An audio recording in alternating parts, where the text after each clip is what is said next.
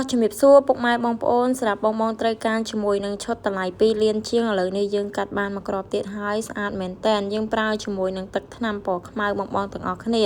ហើយម៉ាស៊ីនគឺ12សេសបញ្ជាក់ជូនបង12សេសតូតាជាមួយនឹងប្រអប់លេខគឺ NC08 បងទាំងអស់គ្នាសម្រាប់ឈុតនេះគឺលក់ជូនពុកម៉ែបងប្អូនតម្លៃត្រឹមតែ2លានជាងទេសម្រាប់បងអតិថិជនដែលគាត់មានតម្រូវការជាមួយនឹងឈុតតម្លៃត្រឹមតែ2លានជាងបងអាចយកឈុតនេះបានបងទាំងអស់គ្នាហើយបញ្ជាក់ម៉ាស៊ីនគឺ12សេសបង12សេសឃើញបិទតាម14អីបញ្ជាក់ជូនបងម៉ាស៊ីនគឺ12សេសហើយសម្រាប់លំអកក្រោយ